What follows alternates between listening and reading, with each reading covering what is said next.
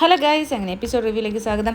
എന്തായാലും ഷാനവാസൊക്കെ പൂർണ്ണ ആരോഗ്യത്തോടു കൂടി തിരിച്ചു വന്നിരിക്കുകയാണ്. നമ്മൾ പ്രൊമോയിൽ കണ്ടിട്ടുണ്ടായിരുന്നു. ഞാൻ പ്രൊമോയുടെ ഒരു വീഡിയോ ഇട്ടില്ലെന്ന് മാത്രമേ ഉള്ളൂ, അതിനെക്കുറിച്ചുള്ള റിവ്യൂ ഇട്ടില്ലെന്ന് മാത്രമേ ഉള്ളൂ. എന്തായാലും രാത്രി ആകുമ്പോഴത്തേക്ക് എപ്പിസോഡ് തീരുമല്ലോ, അപ്പോഴത്തേക്ക് വീഡിയോ ഇടാമെന്ന് വിചാരിച്ചു. എന്തായാലും ആരോഗ്യത്തോടുകൂടി പൂർണ്ണ ആരോഗ്യത്തോടുകൂടി ഷാനവാസൊക്കെ തിരിച്ചു വന്നു. വളരെ സന്തോഷം. ടോപ്പ് 5-ലെ ഒരു കണ്ടസ്റ്റൻ്റ് ആരോഗ്യ കുറവ് കൊണ്ട് അല്ലെങ്കിൽ അസുഖം നിമിത്തം ഇങ്ങനൊരു അപകടം എന്ന് പറഞ്ഞാൽ ഉണ്ടാക്കിയ അപകടം നിമിത്തം പോവുക എന്ന് പറഞ്ഞാൽ നമുക്കത് മാനസികമായിട്ട് വളരെ ബുദ്ധിമുട്ടുണ്ടാക്കിയ ഒരു കാര്യമാണ്. ഓരോരുത്തരെയും കുറിച്ചും അങ്ങനെ ഓരോരുത്തരെയും പിടിച്ച് എഴുന്നേൽപ്പിച്ചു നിർത്തുന്നുണ്ട്. ക്യാപ്റ്റൻസിയെ കുറിച്ച് സംസാരിക്കുന്നുണ്ട്. എല്ലാവരും വളരെ നന്നായിട്ട് സംസാരിക്കുന്നുണ്ടായിരുന്നു. അതൊക്കെ നമ്മൾ പ്രൊമോയിൽ കണ്ടു കഴിഞ്ഞതാണ്.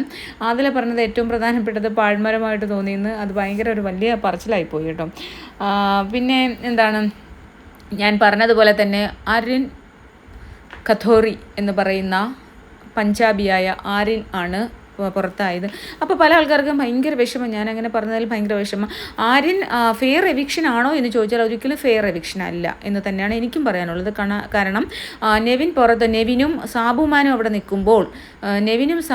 നിൽക്കുമ്പോൾ ഒരിക്കലും ആര്യൻ പുറത്താകില്ല എന്ന് നമ്മൾ വിശ്വസിച്ചിരുന്നതാണ്. It's a unfair eviction. അത് തീർച്ചയായിട്ടും നമ്മൾ പറയും അൺഫെയർ ആണ്, ഉറപ്പായിട്ട് അൺഫെയർ ആണ്. കാരണം ആര്യൻ നന്നായിട്ട് ടാസ്ക് കളിക്കുന്ന ഒരു വ്യക്തിയാണ്. കുറച്ച് എന്താ പറയുക, കുറച്ച് ഈ ഒരു ഊളത്തരവും കോഴിത്തരവും ചെറ്റത്തരവും ഒക്കെ ഉണ്ടെങ്കിലും ആര്യൻ നന്നായിട്ട് ടാസ്ക് കളിക്കുന്ന എല്ലാ തരത്തിലുള്ള ആൾക്കാർ വേണമല്ലോ നമ്മളെ ഹൗസിനുള്ളിൽ. അപ്പോൾ അങ്ങനെ ഇത്ര നാളും അങ്ങനെ കളിച്ചു നിന്ന ഒരാളാണ്. കുറേ നാൾ ആദ്യത്തെ സമയങ്ങളിലാണ് നമ്മുടെ ജിസേലുമായിട്ടുള്ള ഒരു അങ്ങനെയൊക്കെ കുറേ പോയത്. പക്ഷേ ജിസേൽ പോയതിന് ശേഷം അത്യാവശ്യം നന്നായിട്ട് തന്നെ ആര്യൻ കളിക്കുന്നുണ്ടായിരുന്നു.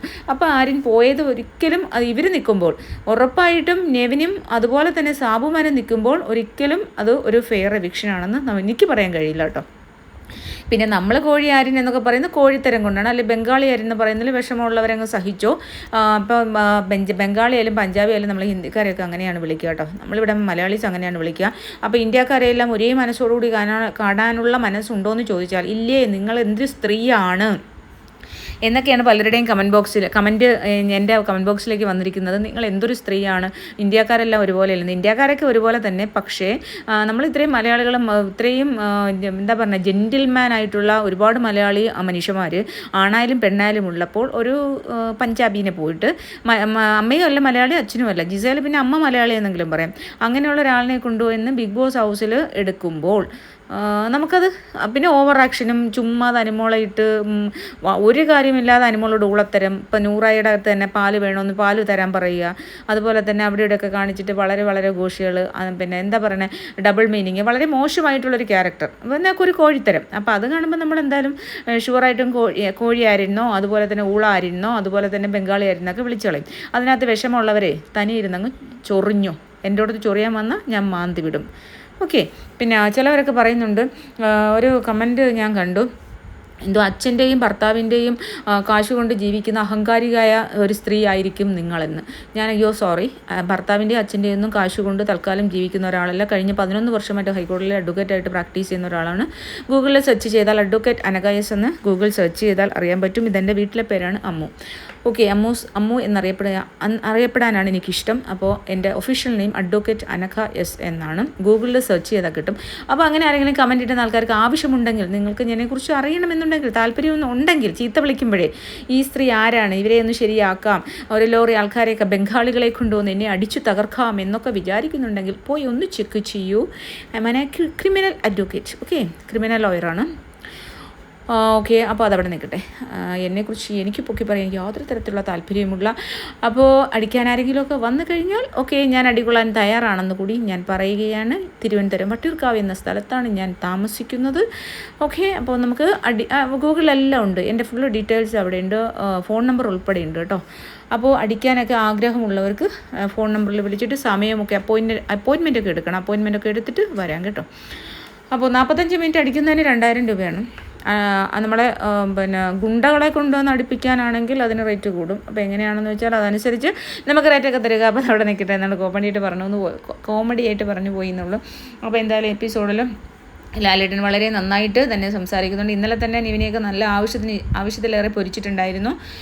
അപ്പോൾ എന്തായാലും ഓരോരുത്തരും ചോദിക്കുന്നുണ്ട്. പിന്നെ നമ്മുടെ അനിമോള് വന്ന് പാത്രത്തിൽ ചോറും ഒക്കെയാണ്, പാത്രം കഴുകുന്നില്ല എന്നുള്ളൊരു പരാതിയിൽ പാത്രത്തിൽ ഇപ്പോഴും നിറച്ച് ചോറ് ഇരിക്കുകയാണ്. ലാലേട്ട 8 പേരുടെ ചോറ് 8 പേർക്ക് ഉണ്ടാക്കിയ ചോറ് ഇനിയും പകുതി ചരുവും ചോറ് ഇവിടെ ഇരിക്കുകയാണ് എന്നൊക്കെ പറഞ്ഞിട്ട് ആ ചരുവും ചോറോടുകൂടി നമ്മൾ വീട്ടിലൊക്കെ വഴക്കിടുമ്പം പിന്നെ അടുക്കളയിൽ നിന്ന് ചട്ടി എടുത്തുകൊണ്ട് വരത്തില്ലേ, അതുപോലെ ലിവിങ് റൂമിലേക്ക് ചട്ടിയും ചോറും ഒക്കെ ആയിട്ട് അനിമോള് വരുന്ന ഒരു രംഗം ഉണ്ടായിരുന്നു. സത്യം പറഞ്ഞാൽ എനിക്ക് ചിരിക്കാൻ വയ്യായിരുന്നു കേട്ടോ.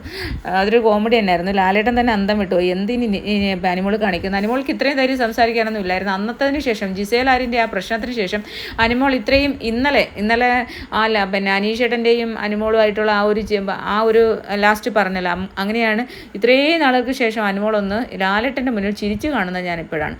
നന്നായിട്ട് ചിരിച്ച് എൻജോയ് ചെയ്ത് അതിനുശേഷം പക്ഷേ ഭയങ്കര ധൈര്യം കിട്ടിയ കണക്കൊക്കെയാണ്. ഇന്ന് ചോറും കലമൊക്കെ എടുത്തുകൊണ്ട് വന്ന് ലാലേട്ടൻ്റെ മുന്നിൽ വെക്കുന്നുണ്ട്. സത്യം പറഞ്ഞാൽ അത് ഭയങ്കര ഒരു രസമുണ്ടായിരുന്നു. എന്തായാലും അനിമോളുടെ ഈ ധൈര്യത്തെ സമ്മതിച്ചു കൊടുത്തേക്കുന്നു. പിന്നെന്താണ്, പിന്നെ ഓരോ കാര്യങ്ങളും ഓരോന്നും ചോദിച്ചു. പിന്നെ നൂറ ക്യാപ്റ്റൻ ആരാണ്, ഇവർ രണ്ടുപേരോടും ചോദിച്ചു. ലാസ്റ്റ് നിന്ന് നിവിനും ആര്യനുമായിരുന്നു. ലാസ്റ്റ് എവിക്ഷൻ നോമിനേഷനിൽ വന്ന ആൾക്കാരെല്ലാം ഓരോരുത്തരെ സേവ്ഡ് ആക്കിയിട്ട് അപ്പുറത്തോട്ട് ഇരുത്തി. സാബുമാൻ സേവ്ഡ് എന്ന് പറഞ്ഞപ്പോൾ സാബുമാൻ തന്നെ ഞെട്ടിപ്പോയി. അപ്പം ഞെട്ടിപ്പോയിട്ട് സാബുമാനോട് ചോദിച്ചു, ആരെയാണ് നിങ്ങൾ സേവാക്കാൻ ഉദ്ദേശിക്കുന്നത് എന്ന് ചോദിച്ചാൽ പറഞ്ഞു, അല്ല അനീഷേട്ടൻ അത്രയ്ക്കൊന്നും ഇല്ലയെന്ന്. അപ്പോൾ ഉടനെ ലാലേട്ടന് ദേഷ്യം വന്നു. ലാലേട്ടൻ ചോദിച്ചു, അനീഷേട്ടൻ അത്രയ്ക്കൊന്നുമില്ല, എങ്കിൽ അനീഷാണ് സേവ്ഡ് എന്ന് പറഞ്ഞു. ഇവൻ എന്താലോചിച്ചുകൊണ്ട് അനീഷേട്ടൻ അത്രയ്ക്കൊന്നുമില്ല, ഇവൻ അനീഷിനോട് മത്സരിക്കാൻ വന്നതായിരിക്കും. അവൻ്റെ ഒരു വിധി, എൻ്റെ ദൈവമേ. ജനങ്ങൾ മുഴുവൻ എടുത്ത് തലയിൽ അല്ലെങ്കിൽ നെഞ്ചിലേറ്റി വെച്ചിരിക്കുന്ന ഒരു മനുഷ്യനെയാണ് അവൻ. ഇതമ്പനെ പൊട്ടക്കണ്ണൻ്റെ മാവേലറി പോലെ അട്ടാഭാഗ്യത്തിന് തട്ടിപ്പോയെന്നാണ് ഞങ്ങൾക്ക്. അതുകൊണ്ടാണ് ആര്യൻ പുറത്തു പോയത്. സത്യം പറഞ്ഞാൽ ആര്യൻ പുറത്തുകൊണ്ട് ഒരാവശ്യം ഈ ഒരു എവിക്ഷനില്ലായിരുന്നു. ആര്യൻ പുറത്തു പോയത് ഇവനെ പിന്നെ നിവിനെ പുറത്താക്കാൻ വേണ്ടി ആൾക്കാരെല്ലാം കൂടി ഷാനവാസിക്കാട് ആൾക്കാരെല്ലാവരും ഇപ്പോൾ ഫാൻ ബേസ് പോയിട്ട് പിന്നെ ഇവന് പോയി സാബുമാൻ വോട്ട് ചെയ്തു. സാബുമാൻ വോട്ടില്ല, താഴെ കിടന്ന സാബുമാൻ നമ്മൾ റോക്കറ്റ് വിടുന്ന കണക്ക് മുകളിലേക്ക് ഒറ്റ പൊങ്ങലങ്ങ് പൊങ്ങി. അതുകൊണ്ടാണ് സാബുമാൻ പിന്നെ അവിടെ നിൽക്കുന്നത്. അല്ലാണ്ട് സാബുമാനും ഒക്കെ താഴെ കിടന്ന് ഈ 3 പൂക്കുറ്റികളുണ്ടല്ലോ, ഈ ക്യാപ്റ്റന്മാർ പൊട്ടാസുകളെല്ലാം കൂടി താഴെ ഇഞ്ഞു പോരുന്നു. അത് ഷാനവാസിക്കാട് ആൾക്കാർ പോയിട്ട് സാബുമാൻ വോട്ട് ചെയ്ത് കയറ്റിയത് കൊണ്ട് സംഭവിച്ചു പോയതാണ്. എല്ലാ പൊട്ടക്കണ്ണിൻ്റെ മാവേലറി പോലെ സാബുമാൻ കയറിയപ്പോഴത്തെ സാബുമാൻ വിചാരിക്കുന്നത് ഇതാണ്ട് ഞാനൊരു വലിയ സംഭവമാണ് എന്നൊക്കെയാണ് വിചാരിക്കുന്നതോ. കഷ്ടം. എന്തായാലും അവിടെ എനിക്ക് ഇഷ്ടപ്പെട്ടൊരു കാര്യം, ജയിലില്ല എന്ന് പറഞ്ഞ് വിഷമിച്ചിരിക്കുകയായിരുന്നു, ഇവർ സന്തോഷിച്ചിരിക്കുകയായിരുന്നു. പക്ഷേ 2 അപ്പം തന്നെ ജയിൽ നോമിനേറ്റ് ചെയ്യാൻ പറഞ്ഞു. എല്ലാവരും കൂടി അക്ബറിനെയും നെവിനെയും നോമിനേറ്റ് ചെയ്തു. എല്ലാം ഞാൻ ആലോചിക്കുക, അക്ബറും ആര്യനും നമ്മുടെ അനീഷേട്ടനെ വീണ്ടും നോമിനേറ്റ് ചെയ്യുന്നു. ഇവനൊക്കെ വേറൊരു പണിയില്ല, വായി നോക്കികൾ. അല്ല ഞാൻ ആലോചിക്കുന്നത്, അനീഷേട്ടനെ പോയിട്ട് വീണ്ടും നോമിനേറ്റ് ചെയ്യുന്നത്, അയാൾ എന്ത് തെറ്റ് ചെയ്തിട്ടാണ് അയാളെ നോമിനേറ്റ് ചെയ്യുന്നത്? അനിമോളെടുത്ത് പാത്രം കഴുകാൻ പറഞ്ഞില്ല, അനിമോളോട് പാത്രം കഴിയാൻ അങ്ങനെ അനിമോളെ കിട്ടിയവനെ പാത്രം കഴുകാൻ പറയാൻ. ഇവന്മാർ ക്യാപ്റ്റനാന്ന് പറഞ്ഞ് ഇവന്മാർ എന്തിനിരിക്കുന്നത്? അല്ല ഞാൻ ആലോചിക്കുക, അനിമോളോട് പറഞ്ഞു, ഞങ്ങളോടെല്ലാം സംസാരിക്കും, എന്നിട്ട് അനിമോളോട് പാത്രം കഴുകാൻ പറഞ്ഞപ്പോൾ അത് അനീഷേട്ടൻ ചെയ്തില്ല, അതുകൊണ്ട് അനീഷേട്ടനെ ജയിലിൽ കിടക്കുന്നു. അയ്യോ കഷ്ടം, ഇവനൊന്നും ഒരു തെറ്റും ചെയ്തില്ല. അനീഷിനെ ജയിലിൽ കിട്ടുന്നു. ഒന്ന് ആലോചിച്ച് നോക്കിയേ ഇതിൻ്റെയൊക്കെ കുശുമ്പ്. ഓക്കെ.